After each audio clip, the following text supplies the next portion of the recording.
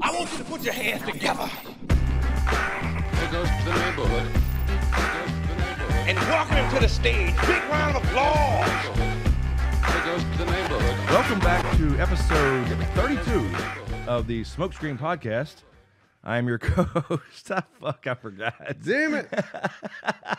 We try to get ready for everything. And I wasn't even thinking of that either. I know we was talking about sponsors and shit. I'm your co-host, fucking Blackbeard the Pirate, because of our subject today. Yes, I'm Nicolas Cage. There you go. That was a good one. And today's episode is brought to you by Ricky's Auto Salvage here. Need your car towed? Ricky will get it done. And he will not charge you an arm and a leg. Bullshit. No, Badgerstill will probably be back. We're in talks with him again, so just a heads up. They were pissed about that curveball. They were so pissed about the curveball. I mean, that was the whole thing. I'm sorry, man. Anyway, before we get started, you mentioned this. We may have a studio sooner than we think. I know we've mentioned this like 400 times. Been a big revelation. But, yeah, we may, I don't know, maybe in 30 days or so. We'll see. Somewhere around that time frame, 30, maybe 45. I don't know exactly. But we will, I'll be moving finally. Good news. And I don't want to jinx it, but everything should be worked out tomorrow, and we'll have this new place coming up so we can get out of this fucking living room and have an actual studio. So look forward to that. I do. I look forward to it. We're already thinking about like how we're things laying it out. Be. So with that said, we have kind of a, I don't know if it's odd or we do history and mystery. Right. We've been doing a lot of history as far as true crime and stuff. So now we're going to do a little bit of mystery. Yeah. And we're going to talk about essentially treasure and treasure hunting and that type of. I said to you before we started, there's some kind of I don't know if the word primal is right, but there's some kind of innate thing in people, some excitement or dream thing that it gets exposed when you bring up treasure hunts. Like, right. I agree. There's something there that really makes you dream or makes you really intrigued by it or whatever. Because there's so many great movies based around it, right? I mean, it's in pop culture, and it's really interesting. Old books and things when you're a kid, cartoons. And actual history, like I said, Blackbeard, pirate treasure. And, I told you, so basically what had happened was, we came across, I came across. Yeah, you took a little mini vacation and came back with some news or something you found. Yeah, so I go up to my cousins for a couple of days over the weekend, and I walk in that night when I get there, and they're watching Expedition Unknown, which is a show where a guy who's an archaeologist, some people have probably seen, I'm sure many have heard of at least. He basically travels around, does all kinds of cool shit around the world. It's not just like treasure, but that's just some of his shows. Right. So we're watching this show, and it comes up about they're watching an episode on The Secret. And of course, when I told you this is the same thing happened to me. Everybody's heard of The Secret. You said, have you heard of the book The Secret? Yes. I said, yeah. Yeah. Everybody has. The book with the red thing on it? The red wax seal. And that's what you're thinking about right now, who's listening. So I was like, no, it's called The Secret, A Treasure Hunt.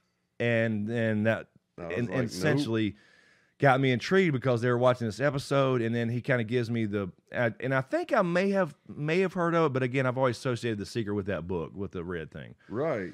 So we start talking about it, watching this show, and then we talking about it, and we stay up pretty late trying to figure out some of these things. So this was a book written by Byron, I think it's Priest. Yeah. In 1982, mm-hmm. He hid 12 boxes, essentially, with a little cask, a porcelain cask, inside of basically plexiglass boxes. And inside the cask was a porcelain key. And he hid them in 12 cities around North America. I think 11 were in, actually, the United States, and I believe one's in Canada. And in this book, it came off as like a fantasy book, is what's cool about it. Some people thought it was just another fantasy story. No, it's real. It's real. Yeah. Yeah. You started telling me about it and saying that you and Chad had, like, the episode ended. Yeah. Y'all got on your phones and started doing some research. And because they haven't been found. They have not been found. Well, 3 have now. The latest one on this episode, the last one we watched of this show, Expedition Unknown, was they found the Boston one. 38 years. The guy figured it out. So this book came out in 82. The very first year they found the first one in Chicago, some college kids. Another one was not found in 2008, I believe. Was it 4? I think it's 8. 2004. 2004, okay. Because it was before he died. And he died in right. 05. Okay, so yes. And unfortunately, like you just said, the author, Byron, died in a car wreck. Right. So there's still 9 of these out there. Yeah. And, well, maybe. Well, kind of tell him, you know, what he did. He hired artists. Yeah, he hired a sculptor, an artist, and several co-writers, I believe, to help put things together. So it's a book. Now, obviously, he's wanting to sell books. Sure. But he put a lot of his time and effort and money into this. Like Chris said, he traveled around the whole continent, or north, you know, pretty much. I think most people in the beginning thought that it were all in the United States, but some of the coordinates might have led them to Canada. And only one is there. And so what he did is he had these artists draw like a hidden objects game, basically, is what it was. Exactly. They're really cool paintings. Really and cool. they're odd looking. They're his style. If you go to his website, you can see the style there. You mean that particular artist? That particular artist. He does that in other things too? Yeah, that kind of style? Well, not the style of the painting, Yeah. not necessarily hiding things, I guess. But no, that's yeah. So in the book is like a part where you read about these. It's essentially centered around immigration. So he's got these 12 different magical creatures coming to the New World, right? And they each have a gemstone associated with them. Yes. So in the book you have that part, but then you have 12 paintings. And then 12 verses that you have to match up to one of the paintings. You use the painting and the verse together, and you can find this actual treasure. Now, what you do if you happen to find one, you would find the cask and get the key out and turn it in. His wife and children are upholding the contract, so to speak. Mm-hmm. And you turn in that key, and you get the gemstone associated with that particular immigrant group. Yeah, it's really, really cool. Since you told me about it, I watched some videos, and evidently he actually had 12 those boxes in banks. What are they called? Oh yeah, safety deposit boxes. Safety deposit boxes. Originally, yes. For each gem associated with the key, right? And bring him this key, and he had. I think this is one of the coolest parts. These things are buried, and didn't you say they're no more than 3 feet deep? Yeah, I think they said they're all around 3 feet deep. Yeah, right. It's not deep or anything. But you can't just go out there with a metal detector. No, he had these keys made out of porcelain, so you couldn't do that. So he's really trying to make it hard. So you got a book with 12 verses and 12 paintings, but the verse is not paired with the painting.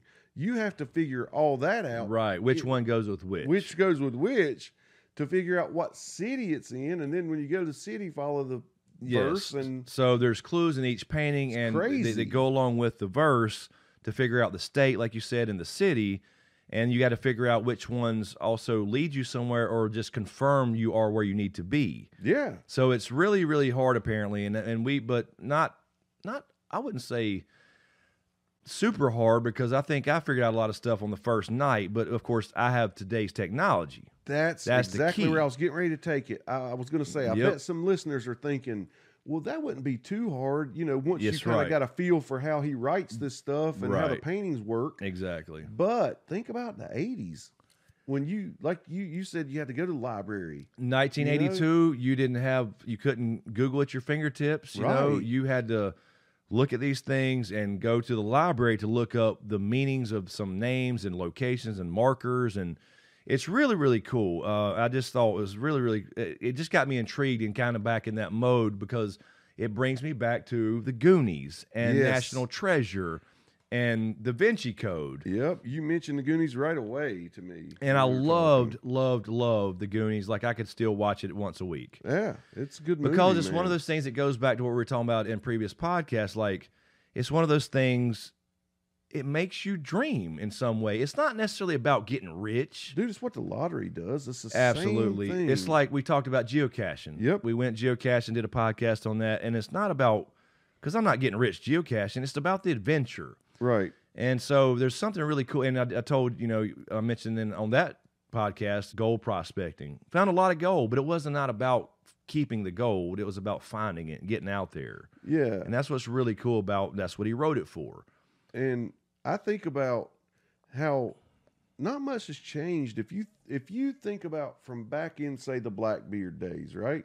Right. The people who heard about buried treasures. Yep. And you can picture, okay, so this guy goes onto like this deserted beach or island or something, and he's going to bury this treasure. So, you can't carry all this stuff around with you all the time, so you got to keep it somewhere safe. Right. There was no safety deposit boxes but or banks. For himself, he can't just write, hey, you put this here. Yeah, it has to kind of be in code, or somebody would steal that from you and go get it. So he buries it probably randomly, and it has to sit there and look. Okay, himself would have to. He has to count the paces to this tree and Yep. to this big rock that looks like a something, and write all that down.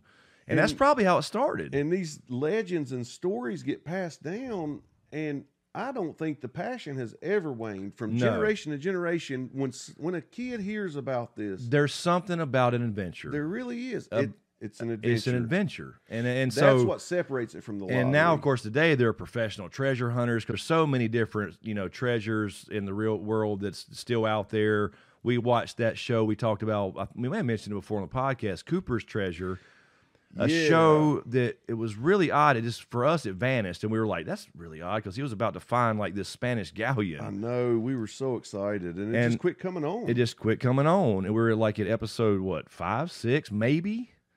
And then the other night we were talking about this and all these books and stuff that we were talking about as far as this treasure stuff. And sure enough, for some reason, it just went off YouTube TV and was on something like Showtime. Yeah. And continued a second season. We never heard anything about it. Never did. And that one was really cool because there was an astronaut, what was his name? Yeah, Gordon Cooper. Gordon Cooper, and he was like a treasure hunter himself. But while he was in space, orbiting, he was orbiting the Earth, and he had to use this new latest technology camera. Right. And he was hunting for treasure up there, and he was marking coordinates of things he saw under the water that looked like it could be. Yeah, like a ship, a sunken ship. So he was marking these places while he was up there doing his astronaut thing. So when he came back down, he had all these coordinates, and he was going to go find them. And that's what this show was about, was a guy who was taking Gordon Cooper's maps and going out and doing it. And it was so cool. Obviously, he was on to something, because he got where we stopped off. Right. He had found like the beginnings of a wreck. And these wrecks don't just happen like straight down like you think. Right. They're miles long. Like, here's the anchor. Oh, we know we're coming up on a ship. That's right. Then you might find some cannonballs and shit or whatever. And then all of a sudden there's some wreckage or something. Yeah. And so it was funny, Chris, we were talking about it. Chris looked it up and it was like, season 3, what? Exactly. Because we were on season 1. And people were asking, like, when is season 3 coming on? I'm like, what? Yeah. Where's season 2? Where's the rest of season 1? I know you and I will actually be watching where we left off and at least catch back up on that, because it's so fascinating. Yeah, there's something about it, man. I mean, Indiana Jones. That was the thing about Indiana Jones, that they were so popular and still are. I mean, I could go back and watch the classic ones. Raiders of the Lost Ark. He's looking for the Ark of the Covenant. The Holy Grail and the other one. I mean, there's all kinds, and like goes into Da Vinci Code. There's something about piecing together clues and going from place to place. And even like today, you have these virtual web searches. Right. Cool stuff like that. But also the Secret, that book, on that show, because you came home, you showed me the show y'all watched. And there was another cool aspect of it that I think is psychologically cool, was the fraternity part of it. Yes, I think that's really cool. I think that's what people chase. Yeah, because like you said, these jewels aren't that real valuable. No. But you get like a lapel pin, and there's like a ceremony, and it's really cool. I think in 82, they said that when he buried them, the jewels combined were worth maybe $10,000. It's not about the money. Right. And I think they even said in the cast, since these are ceramic casts that were handmade by an artist for nothing else, and nobody never owned them, they would be more valuable than the actual gem. Yeah, that makes sense. Because those are like they're a I can work of see art, that. and there's like a Yeah. clock painted on each one. It's really cool. It's like a 1 of 10, or I mean 1 of 12. Exactly, basically. like you would stamp it, like 1 Yeah. of 12 and hit in the history of Yeah. mankind. So that is cool. It was really cool. And then, like the one in that episode, they found the third one recently in Boston. Guy figured it out. He was right. And then the park, it was because you buried him in parks, right, where you could dig. Right. And of course, things have changed where people, statues get moved in parks and things get replaced and they plant new trees. So there's probably a few missing, I'm sure. Yeah. But the one in Boston, he found it, but he found it in pieces because they were renovating the baseball field where it was under home plate. That's just. And they did get all the pieces together and they turned it in, had the ceremony, and he's one of like 3 members in this club. This exclusive club. What an exclusive club. That's really cool, man. So and now from now on, anybody searching for him he'll be in all the books. That's right. He'll be in all the books and forums and subreddits and all that stuff about being a finder. And how did he do it? There's something about all that too. There's this draw about treasure hunting. And Yes. I remember when I was a kid, there would be these, book series, and it was I can't remember the name of it. It's a famous one, but there was like a Johnny Quest, or I mean something random like that. Yeah, Those old timey yeah. books. They were from before my time, Yes. but maybe my dad's time or something. But I was reading them; they were hand-me-downs, and my favorite one of all those was a hidden treasure one. Right. It's just there's something about following clues and being rewarded if you're right. At the end. Exactly, and it's the pride in solving it. I think more than I mean, sure, you find a treasure with millions of dollars in gold would be outstanding, but the reward is, for me at least. I mean, I know I'm saying this without finding $1 million in gold, but solving it is more of the pride thing for me. Yeah, so you're just missing the Goonies. I'm sorry. Yeah, so Chester Copperpot was the guy who went after the treasure, and they found him in the booty traps. And One-Eyed Willie was the one who had the cool-ass ship hidden in the bay, and you had the little. If you took the thing off the little balancing thing, the scales, Yes. it triggered the whole thing, and the boat went out to sea. I mean, that was such a cool story. Tell me though. Saved the town. Tell me that movie has not made you wonder what's behind some painting or something, or when you get like an old frame at a flea market or see one, Yeah. you're like, I wonder if there's a treasure map behind that. Absolutely. That movie caused me to think that How way. many stories have you heard about that? Somebody bought a fucking painting in a yard sale and found a copy of the Constitution or something behind it. Something like I mean, that. There's Yeah. always that thing about winning something or finding something that it's really cool. Or people moving into houses and finding a secret room. Shit, yes. That's happened. Time capsules is another thing that was big in the 80s. Yes, I like love burying time capsules. So it all ties in together, the geocaching, the treasure hunting, all of that kind of, I talked about it earlier. Why is there a puzzle in the paper every day, or little puzzle books? People love puzzle games on their phones. Absolutely love them. So all that's there for a reason. There's some core thing for people about adventure. And I told you too that when I had that small window of time where I was actually into video games and I played Right, Resident you played Evil. the Resident Evil. That was your I game. love those little puzzle moments where you had Yes. to hit these chords on the keys on the piano just right, and it would Yes. make something open. And my all-time favorite game from PS1 days, or PS2 days, I'm sorry, was the Legacy of Kain Soul Reaver, which was a Legacy of Kain. There was a whole series about vampires and stuff. But it was one of those games where you had to go and you had missions, but you had to solve puzzles to get through rooms, and you had to move boulders a certain place. right. And make something move over here or whatever, or even just to get up on top of something. So I love that aspect, and that's still a big thing in gaming today. And that's what killed me too, is the second time around it's never as fun. Like when you're That's going right. back through that part. Exactly. Oh, And I you just, remember this. But the first time But when the you fir- first the approach first that time. puzzle, And that's so many games today are still like that. They're puzzle based games where you have to figure out how to get through this room, and so that's still a thing, obviously, for a new generation, even though it's just all virtual video games or whatever. But these things, what I find fascinating about these is in the cases of this, the one we just talked about, The Secret with Byron Priest, and then this other guy we're going to talk about too, is for them it was more about getting people outside to enjoy what they had. Yes. Getting out in nature and getting off the couch. Even in the 80s, that was a thing. Before the internet. In the 80s. And when I heard that he said that, or was it his daughter or his wife or somebody said that in that ceremony? In the ceremony, I was thinking, I remember being a kid in the 80s, and we thought we went out a lot, but I still remember, like, the older people were Get outside. Saying, get outside, get outside. You stayed out a lot, but they wanted you out more. Yeah, they didn't think, because their generation was out more. And so now it's funny to watch that we're still that way, and which I think is why geocaching has gotten so popular. I think so too. You know, people getting out and now that you can have,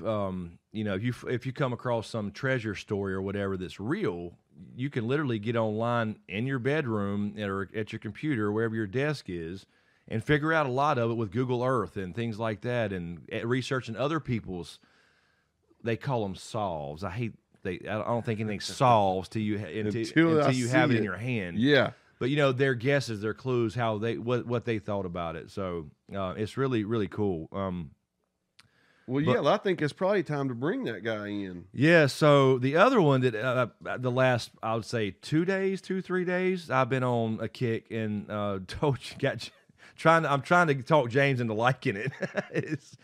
is because it's just something I'm really, really drawn to. But this other book called The Thrill of the Chase, not the hunt. It's The Thrill of the Chase. The Thrill of the Chase, yes. And this is Forrest Fenn. And he is the coolest motherfucker I've ever seen. I'm telling you, I watched the interview with him last night, about 45 minutes long. Love the dude. He's now probably 85. Yeah, he's definitely in his 80s. 85 at least, because he was about 80 in 2010. This cat writes a book very similar to what you're doing, of memoirs. Yeah. He was a guy who was a really adventurous cat who went out when he was younger, and he was a huge fly fisherman, and he went around Yellowstone National Park areas and all the areas in the Rockies, right? He's out west, and he had all these really cool stories, apparently, and I haven't read the book yet. I've just seen some excerpts and stuff. But in the book, he has a poem. And what he decided to do was, he was apparently diagnosed with, I believe it was a kidney cancer, terminal. Yeah, and they told him, like, cancer. you got 3 months. Mm-hmm. And he said he had this idea this was 10 years before he did it, I think, or 12. Okay, I'm going to, because he was a collector of Native American artifacts and gold and all kinds of, like, stuff. So kind of a eccentric collector. Yeah. And they actually said he was a millionaire, multimillionaire too. Yeah. And that's how he was able to, you know, buy, like, Sitting Bull's actual peace pipe and shit like that. Right. And yeah, he said in that interview, like, he said, I'm actually not as wealthy as people think. I mean, my family's taken care of, but he's got his own publishing company. So he's not really a writer per se. I think he writes okay from what I've seen and we'll get the poem.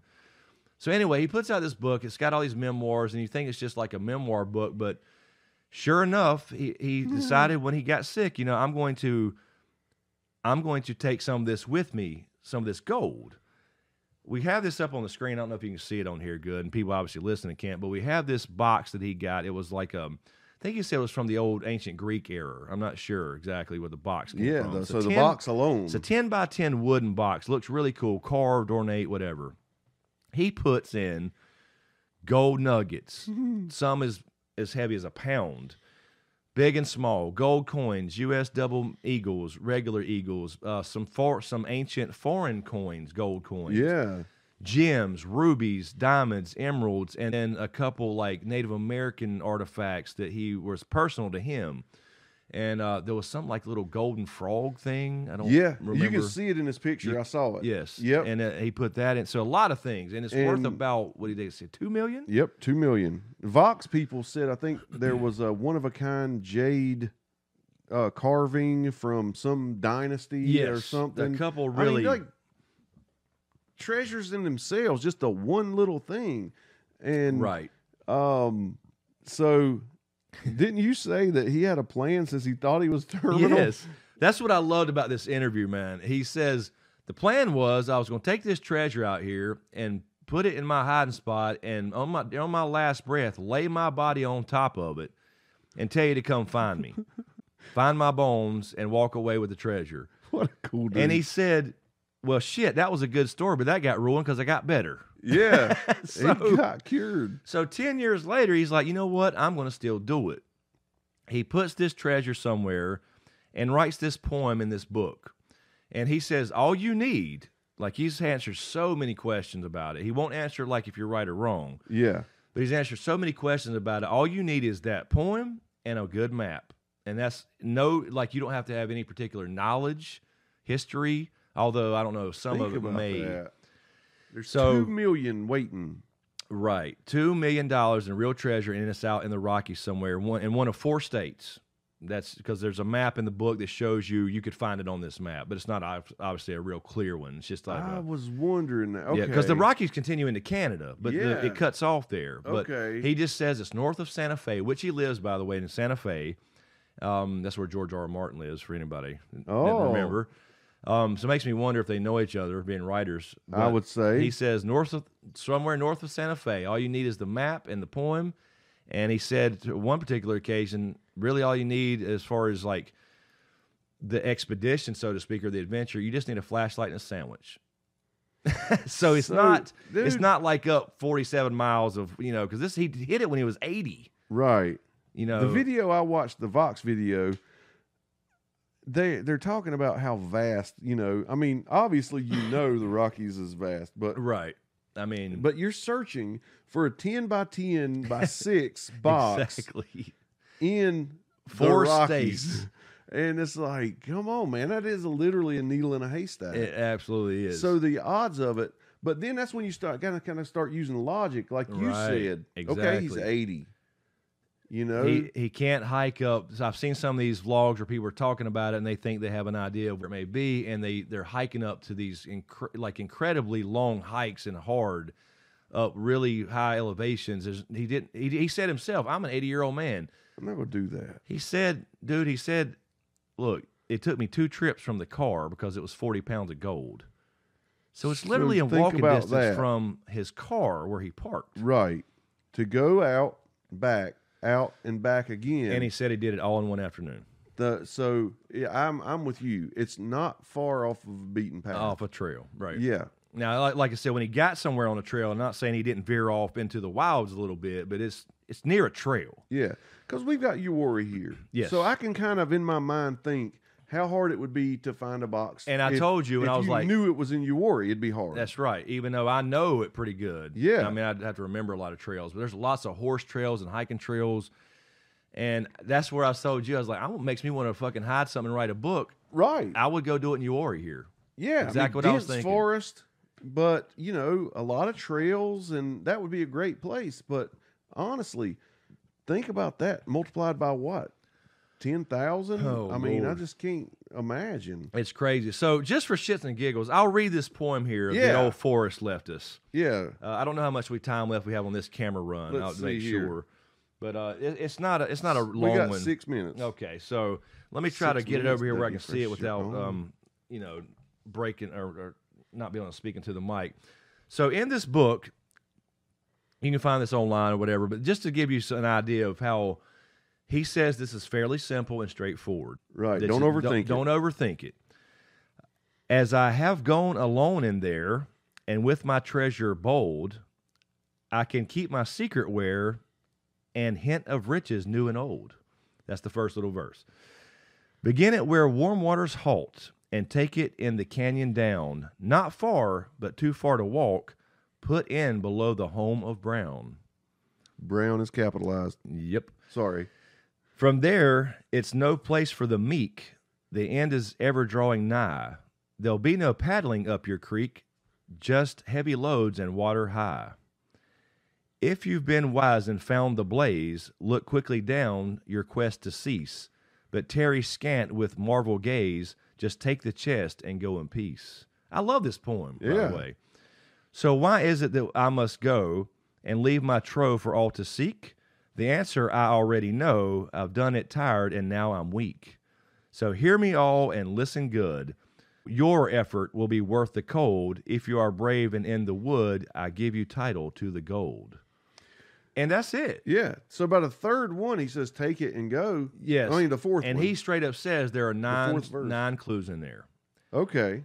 And people apparently have been within, he says, I'm not sure if it was yards or feet because there's a pretty big difference there, but he said one time within 500 and another time within 200. And I think he said feet. It might have been yards. Yeah, the Vox But said they kind of, feet for sure. but they basically walked right, they like ignored the other 7.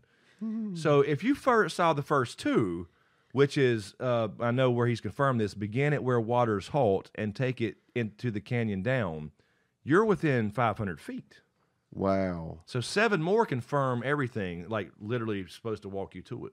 And how long has this been out there? 2010. So So this has only been 10 years 10 old. years.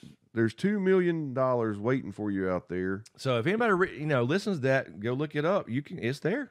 It's there. And he has confirmed it is still there. He has some way of knowing, and that's what leads me to believe it's still fairly close to Santa Fe.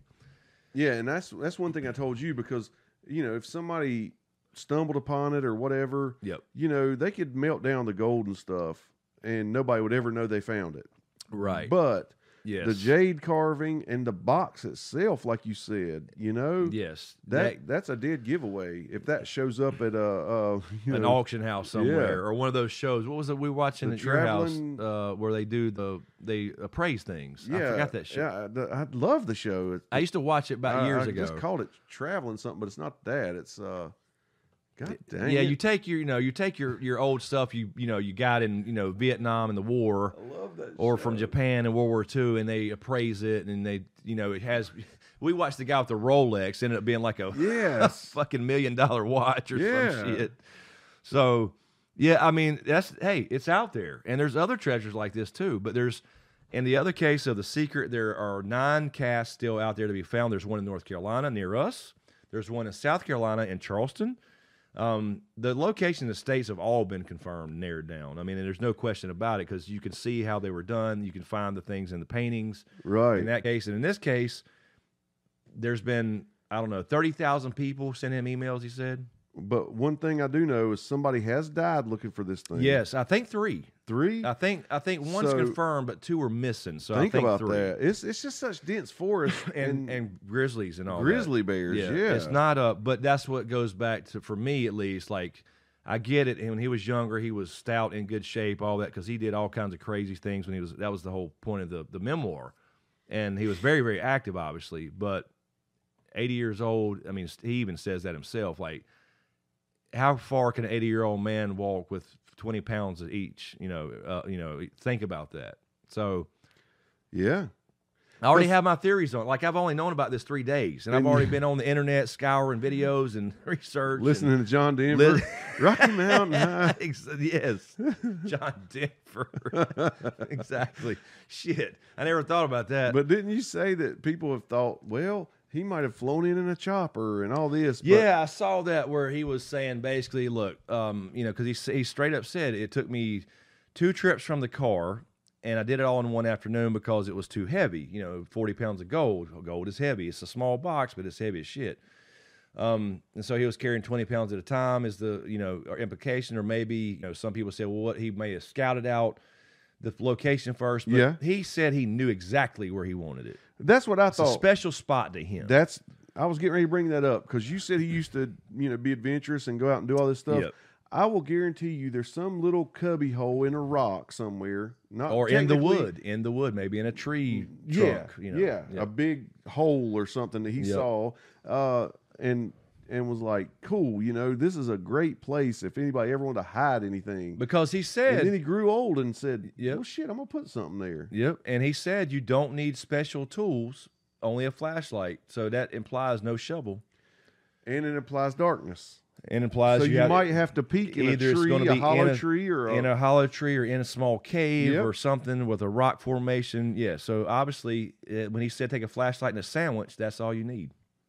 I'm down. I'm ready to roll. But I will tell you, you think I'm scared of dogs? Oh, shit. The bear thing really messes me up. And there was that Vox video Right. where they went up to that tree and you saw those big claw marks on that tree. they fucking, yes. They're that far apart, each digit, and deep. You get hit with one of those, you're done. You're done. And so, like I said, you know how I am with dogs, but it reminded me, we took Just said you shoot yourself. I'm sorry. I think I wouldn't even shoot the bear. I just shoot myself. Yes. I mean, I cannot get mauled. I just cannot. Dude, remember that cable job we did when I went here to help you, and that damn pit bull was beating through that fence? Yes, there was 2 dogs on the other side of a fence. But the fence was like leaning. I am not going in there, because you went in the house later. And they were in the house. Yeah. And I was like, I am not. But you wouldn't stand there beside the house when I was just working on the fence. SDE and the fence was going burr, burr. This privacy fence they were just charging it and boom, boom. And hell no, I will not get mauled. Yeah. But we took a family vacation to the National Forest in North Carolina, way out west. They, you know how like You talking Cherokee about Pigsaw? down to the part of North Carolina that's above Georgia, that little strip. Yeah. Down in that area. Yeah, I was gonna say because Pigsaw's above Cherokee Area National Forest, and then of this course is we have down there, and it's there's a national forest where they have the largest trees east of the Mississippi. They're like 200 feet tall, and honestly, right. it would take so many people to reach around them. I don't know where my pictures are, but Like some species of redwood or something. it's like a yellow poplar or something like that. Oh yeah, I think I know. What And you're talking dude, about. they're Yep.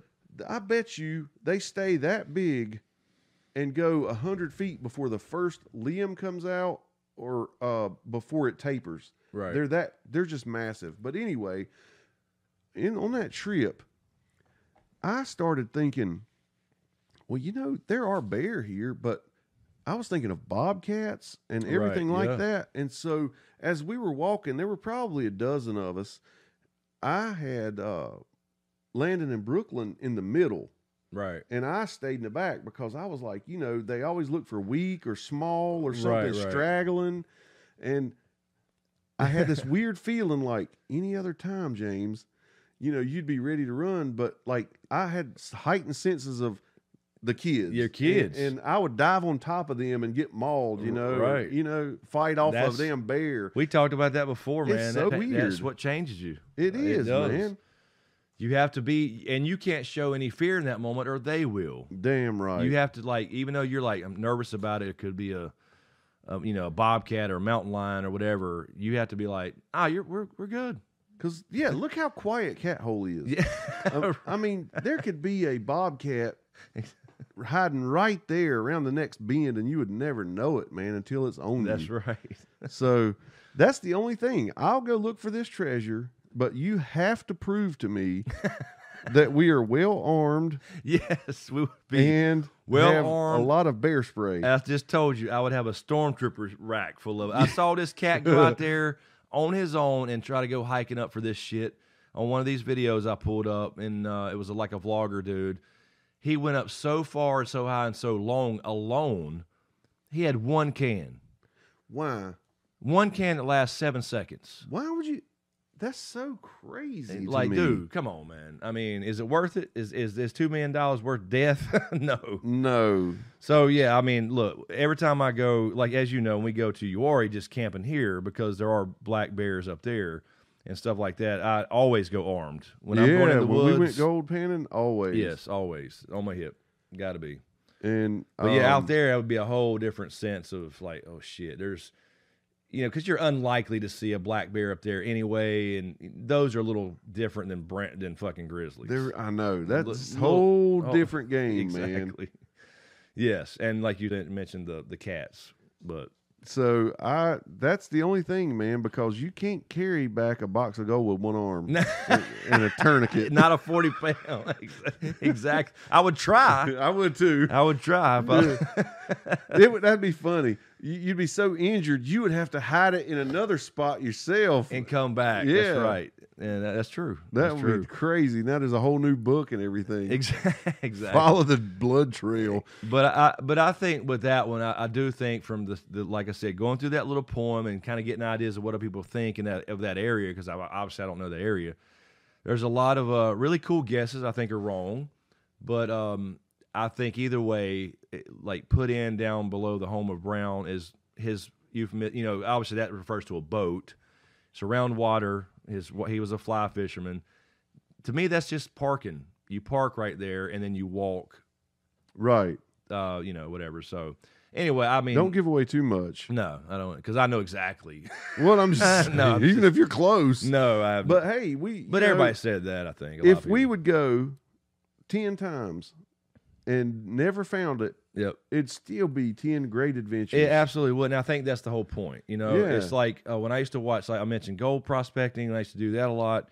When I would watch Gold Fever, the show about it, where Tom Massey, whose dad founded the GPAA, the Gold Prospectors Association of America, that was what he always said and everything. It's like the people that do this have the same, I don't know, sense of adventure, in the sense of it's not about the gold. It's about it's not about finding gold. It's about it's about finding gold as opposed to keeping the gold. Yeah. It's not about like the monetary value. Right. I think, and that's just a theme here.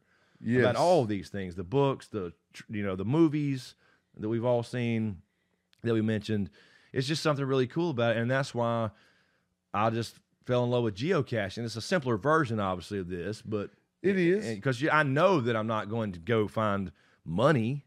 But particularly though, that mechanical cache or whatever you call it, gadget cache, Yeah, yes. that you made, that was a riddle.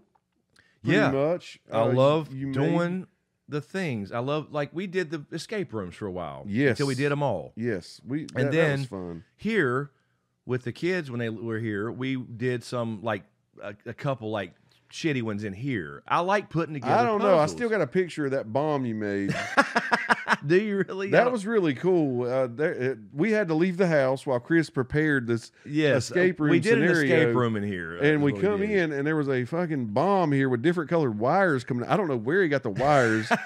Where you had to cut the blue or the green and then all this stuff. It was really cool. It was like I don't know what, 8 steps or something. Yeah. And had a lot, but we used what we could. But I enjoy that aspect of because I'm so intrigued by finding the treasure in whatever sense we're talking about. Right. I like to create the puzzles now. That really challenges me. I love it. I love doing that. And like being it's almost like as I'm writing this book now, it's such an adventure to write a book in the sense of thinking about this world and building it and all these characters and right. things. Yeah, absolutely. And then it's like it sounds like a vanity thing or something.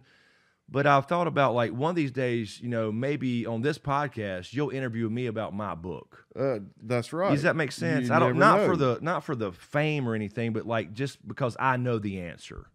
That's right. You know what I mean? That's so right. I pictured myself, like, I'm not saying this book's going to do anything, but, I pictured myself, how we did the Game of Thrones videos for so many years and stuff like that, where I read other people's things and deciphered things. Yeah.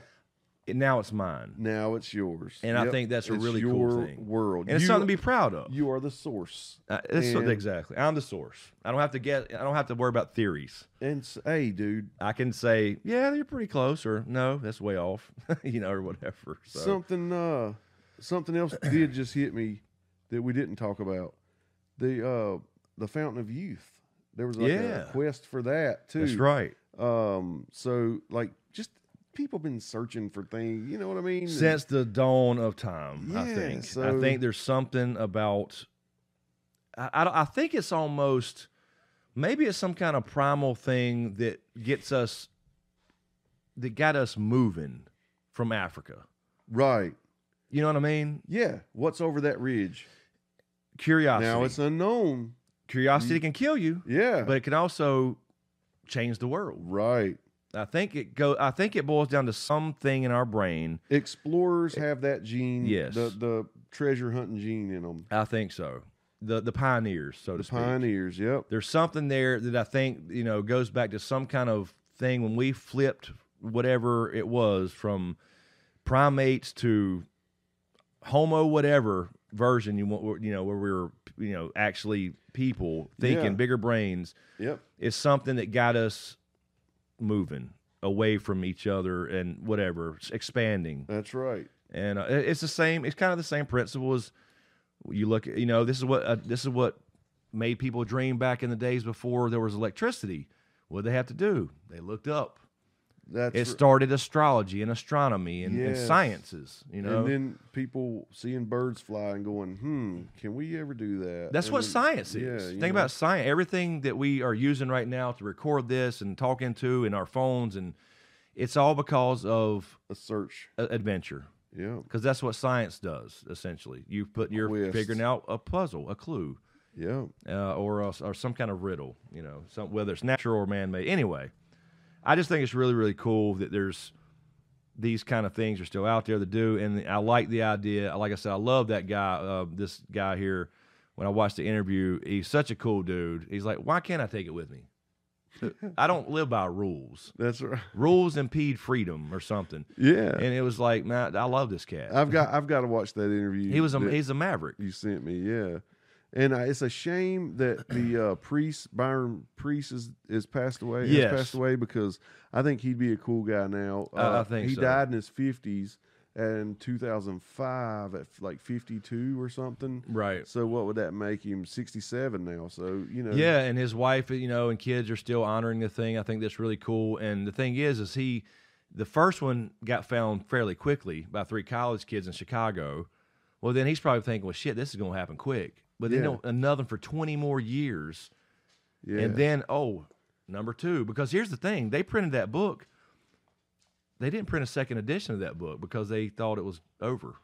Oh, right. Nobody was finding treasure. Ain't that crazy? So he got kind of screwed on the book part, I guess. But it's really cool that it keeps like a legacy for him in some way, and that's what it's about. You read my mind. To me, it is about a legacy. That is immortality. Mm-hmm. I've always been afraid of. Okay, so you die, right? Like, I knew my great grandparents. Right. My kids didn't. Yes. All right, but they've heard their names. You lose a generation. So with each generation, your name gets uttered less and less. Yep. And there's going to be a time, unless you're George Washington or you got some legacy, your name is never going to be mentioned again ever. Right. Like, ever. Nobody's going to visit your grave because they don't know you. Nope. There's no connection there unless you build a legacy. Even through bloodlines, exactly. And so I get really freaked out when I think about that. When there's going to come a time when my name is never mentioned again on the face of the earth. Yeah. I almost thought about burying a time capsule because of that. I like I wanted somebody to find my name, and once they read your name out loud, your name comes out of their mouth, your spirit's alive again for a second, Yeah. There's something really intriguing about that. And I also thought on the other side of that was interesting that what Forrest said in this interview was, he's like, somebody asked him about legacy, and he said, what the hell is a legacy? He said, if you want to say something nice to me, say it when I'm alive. When I'm dead, I won't give a shit about a legacy. Right. So, I get that too, though. Yeah. But he will always, no matter what he says about that, be uttered. That's right. Because of this, he planted this treasure. Even after it's found. Even after it's found. There's a history of that this now. cool dude one time did this. Yep. Exactly. So that's how, Byron lives on through our memories. That's in some right. way. So, like, if your book would hit, that could be your legacy. If my book would hit, I may have a legacy there. At least for a while. Because that's what I told you about this one. It's just a memoir. There's nothing special about the book as far as like, some big great story that's going to go down as because he even said he picked up some like classic books because he said, like, I went to high school and barely made D's. I only graduated because my dad was the principal. I never went to college. I never read. And he said, so I went later on and read some of these classics, and they sucked. That's what he said. I've got to watch this thing. He said, love him. So he's a maverick, and that's what he called himself in some of those ways, as far as the way he thinks about things. And it would be cool if you could find this before he passes away, because then you get to meet the dude. Yes. And shake his hand and say, man. Or at least contact him some way. I'm sure you would. Oh, yeah. That'd be cool. You'd be on some talk shows, you know? Yeah, I'm ready to go, man. I'm ready to go, like, because this is the same thing as when we go camping or we go. It's for the adventure. Right. You know, if you found, obviously it'd be great if you found a treasure. A nugget or, yeah. But it's like when you go out with these geocaches. I mean, you know, I like the ones and like we found, you know, urban in the city. Yeah. But when you get out in the woods, those are cooler to me. I know what you mean. And I think, and that's kind of why I did that gadget one, because I made it a 2-part one where you have, and there's a story with it. That's what and I like. Everybody loves a good story. The story and the riddle, and it's really cool. Right. And the log. I love the log. The log. Hey, there's a log, but not the log. Not the log. And that's what I did that for, because I had a story there from my childhood, and I made a fishing tale out of it. That's right. And I thought that was pretty cool. So I'm putting more thought into them, you know. So anyway, I guess we're good. I tell think, us about some treasure hunts we don't know about. I mean, treasure maps. Or if you've seen some of these. Yeah. And, you know, maybe I've seen a lot of so-called, like I said, they're calling them solves, but they're guesses at what these places mean. And, you know, if you've heard of The Secret, not the wax book, because I think the wax book is about, I keep calling it the wax book. It's like self-help or something? I think it's like the law of attraction. I think that's what it's based around. Yeah. It's a hell of a logo. It is. I mean, to stand out in everybody's mind like that. It's good marketing. It is. For damn sure. Very good. Because the name, The Secret, just makes you want to know. That's marketing. That's so funny. So the title of this podcast on YouTube is going to be The Secret. We don't want something. But no, that's I think that's really what it boils down to. Strong enough for a man, made for a woman. Exactly. Yes, our other sponsor, shit. This is our post roll. That's right. It's brought to you by Secret deodorant. Shit. We'll see if Badger still calls us back next week. Yeah, but anyway, really quickly, if you listen to this on SoundCloud, Google Play, iTunes, Podbean, or Spotify. See, I did it in different order that time. That's weird. I'm trying to mix it up. Keep your brain fresh. Exactly. Yeah, if you listen to us on there on the audio versions, if you don't mind, give us a rating on those platforms. It really help us out. And be sure to subscribe on YouTube. Really appreciate all the new subs and Patreon supporters. Yeah, it's really cool to see the channel growing again, and that people are kind of digging this podcast. And if you do listen to us on one of those other platforms, come over to YouTube and drop a comment. Yeah, and that's say, where we read all I'm a newbie. Yeah, let us know. We've had a lot of new comments lately. Them. Yep. And that's where we're reading all. That's where I read every comment throughout the day. I'm reading and replying to comments, and you are. I noticed that, man. I noticed that I've always tried to answer every single one if I can. I think that's awesome. Now that it's back to a reasonable level, I can. So anyway. Yeah, let us know in the comments about, if you're fascinated by treasure hunts. I mean, have you ever been on any, involved in any of these things? Yeah, I think it's really cool. What's your experience with it? I think it's really cool to go out and do these things. And the bottom line, if you don't find anything, it's the cliche, but it's the adventure. That's right. You're out of the house. Yeah. Back in nature. So anyway, Leah, let us know what you think, and we'll let it fade to blur. I don't know which I was. Did you see that? No. I was mouthing. I was like, oh.